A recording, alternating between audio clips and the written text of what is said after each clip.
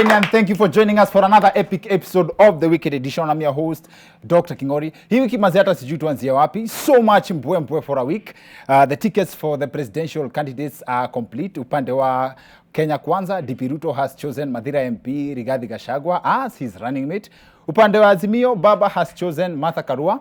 Haters wanasema ati Azimio ni baba, mama na kamwana. Hey, manze.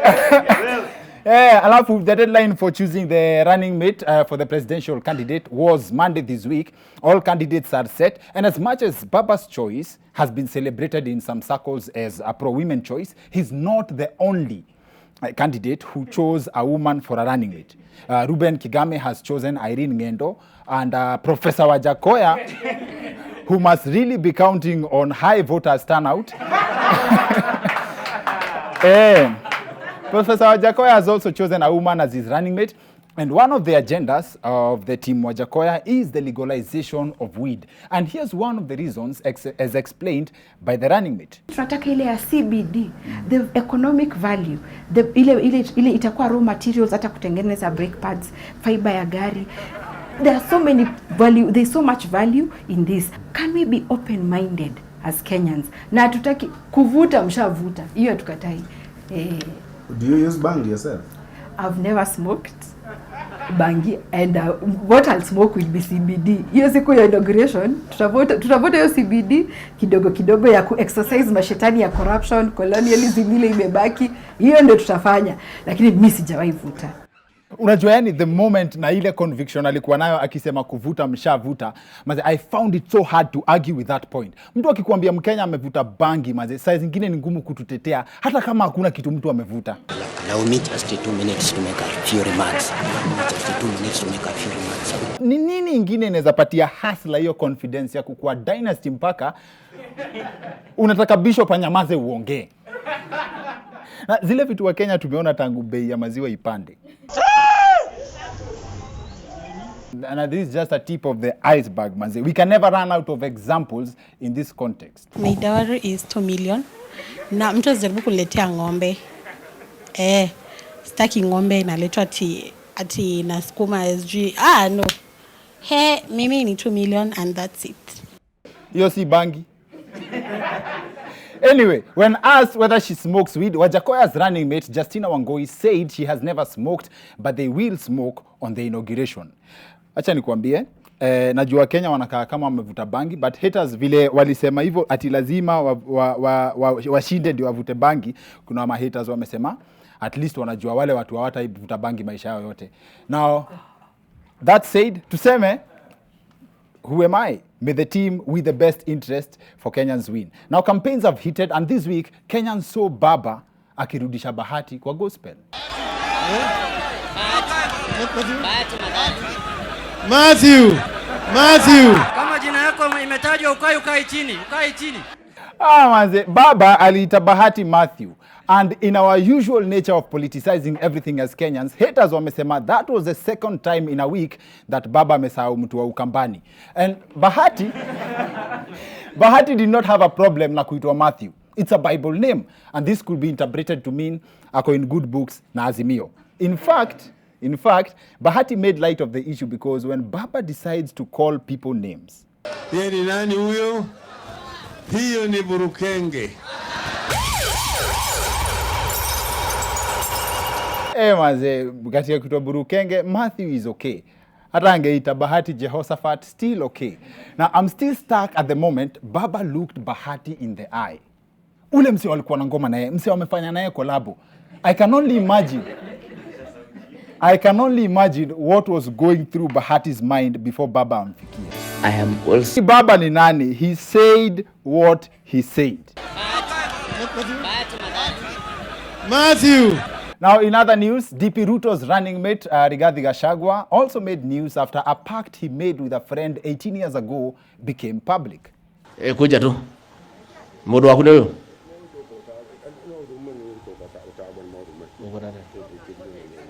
Urenda guthie? Eh? Kadi mwana gani? Okay.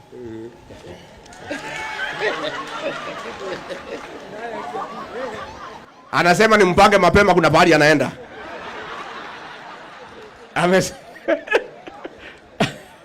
Ni sawa.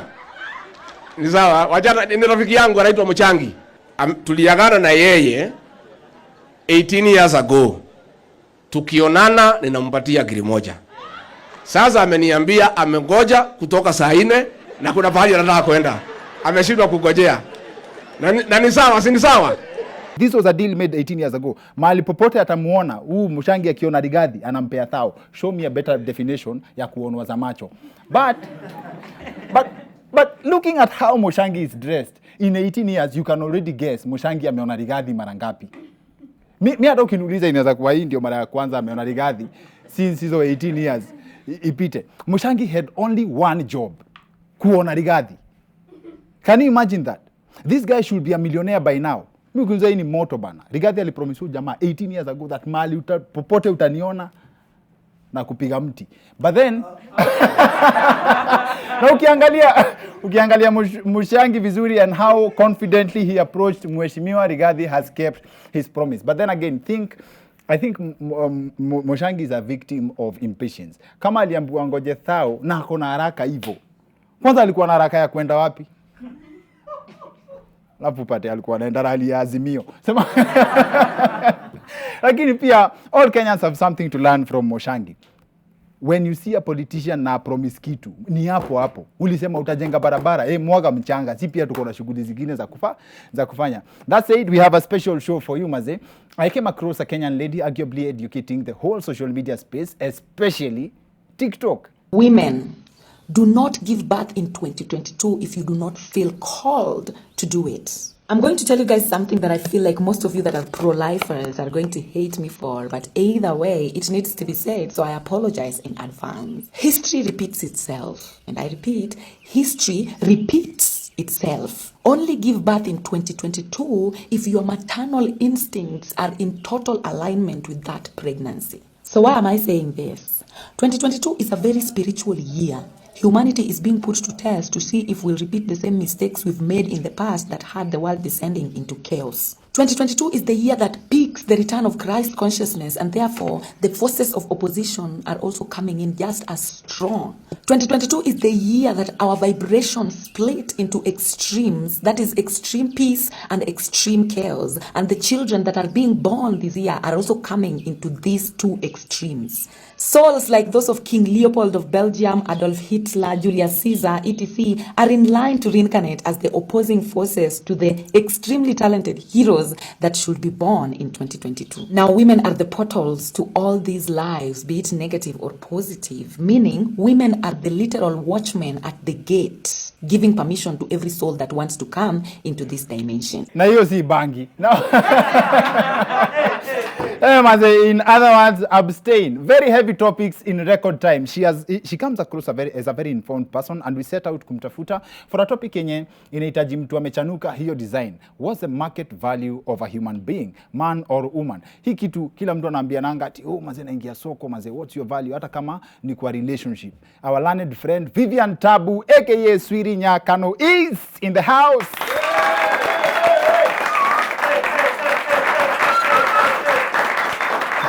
Maze, asante sana.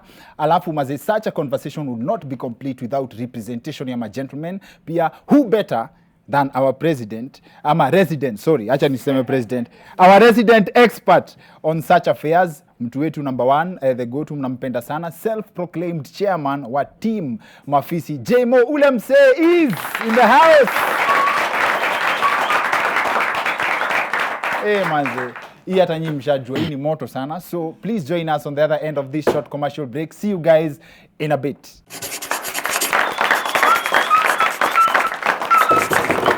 Yeah, Maze. Asante sana. Thank you very much for joining us and welcome back to the weekend edition. I'm your host, Dr. Kingori.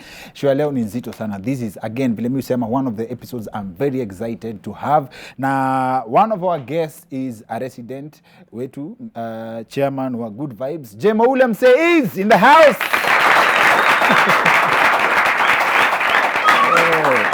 He was running for president. I don't know how that went. Takujua kama ni budget, but sidhani ni story ya float, ndio? Sidhani ni story ya float. Roots Party. Roots, oh, uliingia Roots Party? Yeah. Oh, umesimama na bangi. Aya, sawa basi. Alafu our other guest ni dem moja, very good vibes. I wish I had discovered her. Okay, see at discovered in that sense. I wish ningekuwa nimekutana na content yake mapema cause tungekuwa tushamleta kwa show mara kadhaa. She's very akona opinions nzito sana na akona content pia deep. Niliingia kwa account yake nikafeel ni kama kumbe ni kama kuna kitu sijui ama labda vile labda ni bangi. Unajua pia kuna justifications ya vitu mob. Vivian Nyarkano is in the house.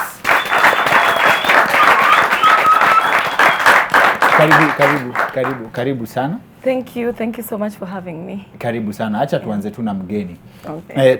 Our main topic, of course, we have so much to discuss, but our main topic on the show is the standards people set for each other. Yeah. Like as a woman, before you hit the so-called market, what is your opinion of what that would mean? What hitting the market would mean? Yes. You're ready for the market. Yeah. Personally, to me, as a person, in my opinion, the stage where you reach, where you should consider yourself that now I'm ready to have somebody else, now I'm ready for my divine masculine, should be when you've already done the work. You've already done your own internal work. So much that when you're looking for this person, then you're going to meet somebody you're going to share yourself with, you're going to share happiness with, instead of looking for people to give you happiness. Find your own happiness, find your own peace, find your own finances, and then look for somebody else who you can come together with to grow. Okay. Yeah, so to me, being ready for the market is when I've already faced my own shadows, fought my own fears, and found myself before I find my own divine masculine. Okay. Yeah. So in short, kwa jina ya kiroho ya Bwana ni divine masculine. Yes. We have the divine feminine and we have the divine masculine. Is that the male? Yeah. The men are the representation. They are the fragments of the divine masculine. For life to come into being, there must be two things: wisdom and understanding. Wisdom cannot exist on its own without understanding. The male is the wisdom, the woman is the understanding. So the divine feminine and the divine masculine cannot exist apart if they want to birth something into this world. So I usually refer to men as the divine masculine and women as the divine feminine. Kuna wisdom na understanding. Yes. What is the space for the foolish person? Now when we get to like the foolish person, that is when you work on yourself. The world is about expansion. Everybody comes here to expand. Okay. Nobody is born knowing everything. We all learn. We come here to experience the universe through our own individual eyes. Okay. So that is where the fool is. So there is no wisdom on that other side. That's the balance is. Yeah. Nini tu ni understanding, no wisdom. So wisdom haiwezi exist on its own without understanding, and understanding cannot come into being without wisdom. They usually say that the man was created first, sindio? Yes. It comes from that. It comes from something coming from the source. Anything that you want to manifest into this physical reality, it must come from the source. When it comes from the source, it comes as wisdom. That is when the male is created first. And then this wisdom has to be translated into understanding for it to even exist in this realm. For you to explain that many times, prove your point yako, there is no understanding on this side. And now we turn to the chairman of sampling. Chairman, hii upande yetu, how does a man prepare for the market? And how do you know you are ripe now to be? Unajua shida ya watu wengi ni ati wanaingianga soko kama hawajaiva. Yes. So gani ya vile unakaa? Unaona kama ungekuwa unauza maembe. Ukienda kuuza maembe kwa soko, unaendanga na zile zimeiva, zile zimeiva kidogo, but uenangi na zile mbichi. Yes. So it's the same thing. As a man, if you go to the field of searching or looking and you have no enough information or you don't have hauwezi integrate issues vile unaenda kupambana na dunia. Of course, that's why we fail so many times. That's why unasikia mtu amekuwa kwa relationship, they never last 6 months, 3 months, nini hivyo hivyo. Unanielewa? And that's why unapata tena mara zingine pia tunaumia sana. So it's a great danger, just supporting her point like we never knew. Unajua wengine wetu hata tuliingia kwa soko by accident. Unapatana na mtu anakuambia niko na dem, pia wewe unaenda kutafuta dem. And you are not even ready. You understand? Peer pressure, vitu mingi. So it's, but I would say there is no perfect time of getting into the market. There is no perfect time of getting into the market. Yes, you can start. So kuiva ni nini basi? No, unaweza anza. You see the problem is unataka kuingia kwa soko kubwa na unafaa kuwa kwa ndonyo. Unajua ndonyo? So what this nikitoa huko kwa hiyo lugha yenu niseme unataka kuingia kwa klasi yenye si yako. Yes, unataka kuweka, you want to go and sell hawk your products at Carrefour. Yeye tunafaa kuwa unauza mahali fulani pale kwa kibanda yako. So you must, for me, is starting small. Because you gather a lot of experience as you go up. Because in your formula inamaanisha there is no set one person for one person. Because ukiwa kwa kibanda yako utagrow na hii kibanda yako. No, yes, but you can open a wholesale. Unaweza fungua supermarkets kwingine. After that, you can own a chain of supermarkets. Yes. Unanielewa Kenya nasema? Do you agree? Nakuelewa. I'm getting what you're saying. Yes. But now wacha nikuulize swali. Hivi venye unasema ati ukifika point sasa uko na wholesale, uko na ushafungua hadi different supermarkets. So are you speaking in terms of like polygamy for men? No, I'm not talking about polygamy. Oh, okay. I'm talking about experience. Kuna story flani I was debating with my friend, one of my personal philosopher, naitwa Hari. Kwa anasema marrying down na marrying up. Tichali akimarry dem from a higher social class, that relationship will never work, as in will never be smooth, because by design it's not meant to work, but the reverse is meant to work. How true is that? I think it depends. Well, Charlie akimarry them from a higher social standard. Yes. Now, the reason why people are even saying that would not work is tena when we go back to fragile masculinity. If a man feels like their masculinity is threatened, because when I kama dem ndiye anatoka higher, meaning they are the rich ones, you know, meaning she's the one who was raised in abundance and the guy was raised in survival. There are so many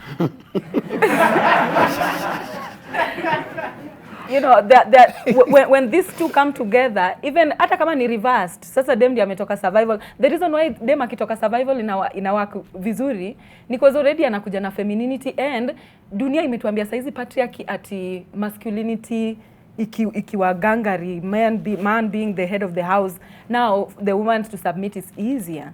But then men don't believe that women who are rich cannot submit to them, and it is not true. It is not true. Women who are from high social standard can still submit to men who are not from high social standards. It all depends on hizi pesa zikitolewa nyinyi ni akina nani. Jemo, do you agree na hiyo story? How does social status affect relationship ya watu? The person who determines whether it will work, whether irrespective of the social status, is the man. Wewe uliingiaje kukatia odem? Unanielewa? Juu hata hizo kukaliwa, kuprovidiwa na nini, ni wewe umedetermine. Ile entry point wewe uliingiaje? Kama uliingia na mauongo ama pia ulikuwa na interest, unaangalia hiyo do yao. Si odem pia anajua. If you have another interest in a relationship, the other person always know. You can even beat someone who you know you are with them because they want your money, but umeamua wewe kaa tu hapo. I like enjoying my money with you. As in that's yes, you must always, mi hukwambia lazima ujue interest ya mtu mwingine kuwa na wewe ni nini. Kama hujafigure out hiyo kitu, don't proceed with whatever serious plans you have. Lazima ujue. Yes, na si ati umuulize ati wewe unakuanga na mimi juu ya nini. That's now hiyo ni ufala sasa. That's what I'm saying. Ni wewe mwenyewe ujue. So what really motivates this person to be with me? Yeah. How do you know? Na umesikia sisi ni wa direct, pande ingine ni 15%. Hiyo direct unajua okay na ukatia dem, si unakuanga na interest. Sasa ukiona dempo hapa utajua udem naweza taka story fulani na yeye. Hiyo story ni nini unataka? Na yeye pia ukimrushia ndoano ndio ishike, pia anakuanga na interest. Unajua hivyo? That's why she accepts to your twende out tufanye nini, tufanye hivi. Because pia anaona huyu mtu pia anaweza fulfill interest yangu. Hiyo interest ndio unafaa kujua ni gani. So basi relationship ni politics tu, kama kila mtu anaingianga na agenda. It has an agenda. But that is it has an agenda. That is the reason why we have all the discomfort and resistance in relationship, because kila mtu anaingianga kama kadi zake ameweka pale nyuma, hataki kushow. But relationships would be very easy kama kila mtu tu anasema, you know what? Yeah. Hii ndio maana, and kuna watu wenye wanapendana bure. They love each other for free. Hakuna reason, like maybe I love your personality, I just want to be with you because I feel safe around you. But that's an interest too. Yeah, that's also an interest that should be put forward. Kila mtu ajue tu ati hii ndio maana this is kama what is happening. Mtu yako mnakuanga na yeye kwa nini? You are in a lot of problems will follow you. But inamaanisha hiyo kitu ikiisha ni hivyo. Yes, that's why mnaweza kaa na mtu, si ati watu uboeka. Ni mtu anakaa anaona ile interest nilikuwa nayo hapa zero. It's no longer being served. Yes. Unajitoa. Hata unaambia mtu imei. But if the interests are being served, watu bado wanakaanga pamoja. Sawa. So tuseme tumejibu hiyo swali yetu ya market value. Ni hiyo kitu yenye wewe upendewa. Yeah. The longer unaweza maintain ama for the duration unaweza maintain, hapo ni wewe. Why do men invest? Unaona Chalia ameona dempoa, anaona maybe anafikiria hapa nitatumia do, nitapeleka udem sijui Mombasa, sijui tuende holiday wapi. Anawekelea hiyo do juu ya nini? Interest yake. Si ni ukweli? You understand? Yeah. And when we as men, when we don't figure out hiyo interests na spend ama nawekelea hizo resources, is it worth? Because once you achieve it, is it an interest that you want to see hiyo maisha yako yote? That's why unaona mtu anatumia do, akishapata Kenya anapata, naambia mtu by the way tutakuwa sasa niko busy, hatuwezi onana sana. I am busy, job nasumbuliwa na nini, because the interest was met and someone ako sawa. Thank you. So does that mean he had to get ni mademu wanakuanga wana revise interest? Kwanza history had to get, kwanza unajua had to get, it comes with a lot of definitions. Had to get, sometimes I have friends wenye wanakuja, mtu anasema ati I want to play hard to get kidogo nione kama anaweza ni pursue more. Most of the time it's just games that people play, and sometimes it's not, sometimes a woman just doesn't want a guy, but a guy is thinking that ana play hard to get. And then there are sometimes them anataka the guy for real though, but then anasema tu let me just kaa kidogo nione how much ata push, meaning you're baiting that person's emotions. You want to see how far they can go. And these are some of the toxic things that starts in relationships, and then they grow to become so big later on that inasambaratisha the whole relationship. But when you guys start just being honest, watu wanafaa tu kuwa honest with each other. And I know sometimes it's hard to be honest because una look out for yourself. You're looking out for yourself. So this is the reason why it takes me back to the way we started this conversation. Kila mtu tu akue whole. Kila mtu tu work on themselves without attachments to other people. And then when you are whole, then now you can settle. Because when you are whole, you can provide everything for yourself. So you won't really need other people. You won't go around using other people for your own interests. Jemo ni chairman wa Facebook. Tafuta tu Jemo ule mse. Content yake iko pale. He was the first content. I can arguably say that's arguable, but mimi naweza sema hivyo authoritatively. He was the first content creator ku capitalize on Facebook kabisa. Probably one of the most active Facebook pages. Tafuta Jemo ule mse. Other social media pia yako. Maybe unaweza kuwa kama mimi pia ukienda kwa TikTok ya Nyarkano. Very many viral videos, very many good vibes hapo. I checked some of the things she said, naenda na Google, naenda napata some sources correspond. Though you are yaki niliona he descended from the Masai, but something close. Labda mimi history yangu ilifikia hapo kwa wa Masai. Go check out Nyarkano. NYAR Kano. Ukisearch tu hivyo jina yake hata ina suggest. Go check out her content. I believe mtatupatia even more reasons to bring them back again. Wameweza ama hawajaweza?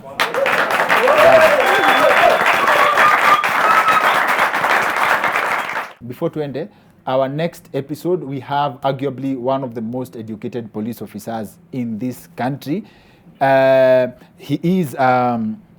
He's the public information officer kwa office of the deputy of inspector general. Manze, he's a certified public accountant, he's an author, ameandika book interesting sana, na pia anajua mambo ya history na ni karao. Tunamleta tujue hizo mavitu za wase wakienda kwa police station. Mtu anaibiwa ngwa simu, unakosa kwenda kuriport ati imeenda, unaachia wezi, alafu kidogo simu yako imepatikana. Kwanza kuna watu wanajuanga hii ni ya wezi wa Nairobi, watakujia siku yao.